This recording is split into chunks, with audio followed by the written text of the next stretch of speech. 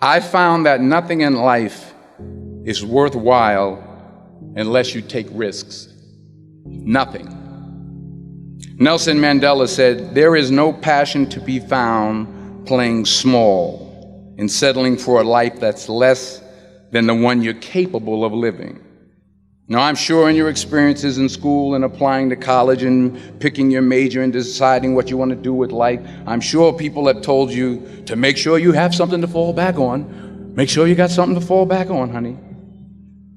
But I never understood that concept, having something to fall back on. If I'm going to fall, I don't want to fall back on anything except my faith. I want to fall forward. I figure at least this way I'll see what I'm going to hit. Fall forward. This is what I mean. Reggie Jackson struck out 2,600 times in his career, the most in the history of baseball. But you don't hear about the strikeouts. People remember the home runs. Fall forward. Thomas Edison conducted 1,000 failed experiments. Did you know that? I didn't know that. Because the 1,001st was the light bulb. Fall forward. Every failed experiment is one step closer to success. You've got to take risks, and I'm sure you've probably heard that before, but I want to talk to you about why that's so important. First, you will fail at some point in your life. Accept it. You will lose. You will embarrass yourself. You will suck at something. There's no doubt about it. And I know that's probably not a traditional message for a graduation ceremony, but hey, I'm telling you, embrace it, because it's inevitable. And I should know. In the acting business, you fail all the time. Early on in my career, I auditioned for a part in a Broadway musical.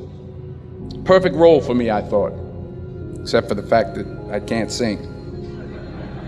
So I'm in the wings, I'm about to go on stage, but the guy in front of me, he's singing like Pavarotti. He's just, and he's just going on and on and on, and I'm just shrinking, I'm getting smaller and smaller.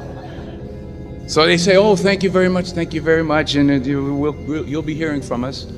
So I come out with my little sheet music, and it was Just My Imagination by The Temptations. That's what I came up with. So I hand it to the accompanist, and she looks at it and looks at me and looks out at the director and was like, "All right." So I start, I'm gonna sing. I'm like, "This is my imagination once again, and they're coming away with me." And I'm not saying anything, so I'm thinking I'm getting better. So I just start getting into it. It was just running. This, oh yeah, thank you very much, Mr. Washington. Thank you. So I assumed I didn't get the job. But the next part of the audition, he called me back. The next part of the audition is the acting part of the audition. I'm like, hey, okay, maybe I can't sing, but I know I can act. So they pair me with this guy, and again, I didn't know about musical theater. And musical theater is big, so they can reach everyone all the way in the back of the stadium. And I'm more from a realistic, naturalistic kind of acting where you actually talk to the person next to you. So I don't know what my line was. My line was, "Well, hand me the cup." And his line was, "Well, I will hand you the cup, my dear. The cup will be there to be handed to you." I said, "Oh, okay." "Well, should I give you the cup back?" "Oh, yes, you should give it back to me, because that is my cup and it should be given back to me." I didn't get the job. But here's the thing. I didn't quit. I didn't fall back. I walked out of there to prepare for the next audition, and the next audition, and the next audition. I prayed. I prayed, and I prayed. But I continued to fail, and fail, and fail. But it didn't matter, because you know what? There's an old saying, you hang around the barbershop long enough, sooner or later you're going to get a haircut. So you will catch a break, and I did catch a break. Last year, I did a play called Fences on Broadway. Someone talked about it. Won the Tony Award. And I didn't have to sing, by the way. But here's the kicker. It was at the Court Theater. It was at the same theater that I failed that first audition 30 years prior. The point is, every graduate here today has the training and the talent to succeed. But do you have the guts to fail? Here's my second point about failure. If you don't fail, you're not even trying. I'll say it again. If you don't fail, you're not even trying. My wife told me this great expression. To get something you never had, you have to do something you never did. Les Brown's a motivational speaker. He made an analogy about this. He says, imagine you're on your deathbed, and standing around your deathbed are the ghosts representing your unfulfilled potential. The ghost of the ideas you never acted on. The ghost of the talents you didn't use. And they're standing around your bed, angry, disappointed, and upset. They say, we came to you because you could have brought us to life, they say. And now we have to go to the grave together. So I ask you today, how many ghosts are going to be around your bed when your time comes? You've invested a lot in your education, and people have invested in you. And let me tell you, the world needs your talents, man, does it ever. I just got back from Africa like 2 days ago, so if I'm rambling on, it's because I'm jet lagged. I just got back from South Africa. It's a beautiful country, but there are places there with terrible poverty that need help. And Africa is just the tip of the iceberg. The Middle East needs your help. Japan needs your help. Alabama needs your help. Tennessee needs your help. Louisiana needs your help. Philadelphia needs your help. The world needs a lot, and we need it from you. We really do. We need it from you young people. I mean, I'm not speaking for the rest of us up here, but I know I'm getting a little grayer. We need it from you, the young people. So you got to get out there. You got to give it everything you got, whether it's your time, your talent, your prayers, or your treasures. Because remember this, you will never see a U-Haul behind a hearse. You will never see a U-Haul behind a hearse. You can't take it with you. The Egyptians tried it, and all they got was robbed.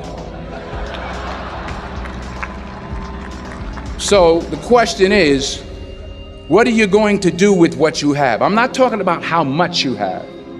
Some of you are business majors, some of you are theologians, nurses, sociologists. Some of you have money, some of you have patience, some of you have kindness, some of you have love, some of you have the gift of long suffering. Whatever it is, whatever your gift is, what are you going to do with what you have?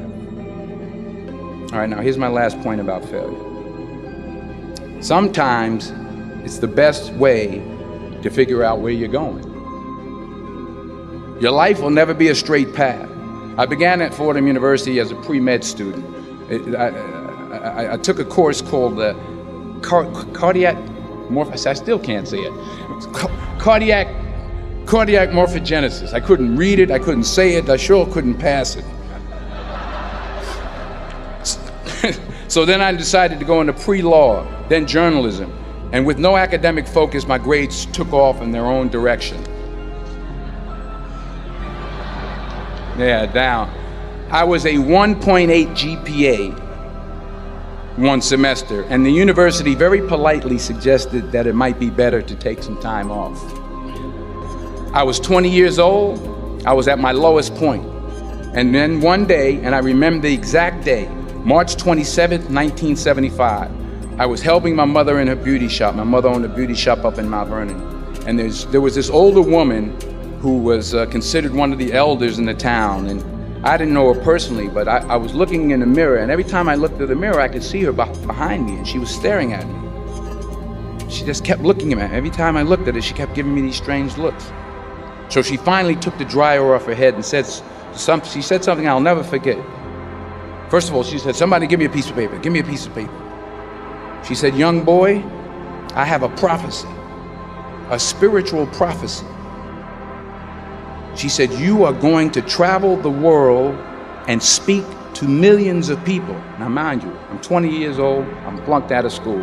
In fact, like a wise ass, I'm thinking to myself, maybe she's got something in that crystal ball about me getting back into school next fall.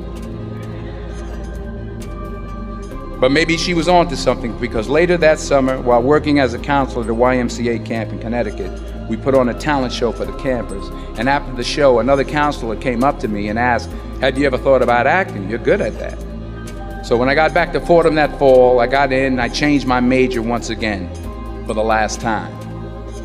And in the years that followed, just as that woman prophesied, I have traveled the world and I have spoken to millions of people through my movies. Millions who up till this day couldn't see me, who up till this day I couldn't see while I was talking to them, and they couldn't see me, they could only see the movie. They couldn't see the real me. But I see you today, and I'm encouraged by what I see. And I'm strengthened by what I see. And I love what I see.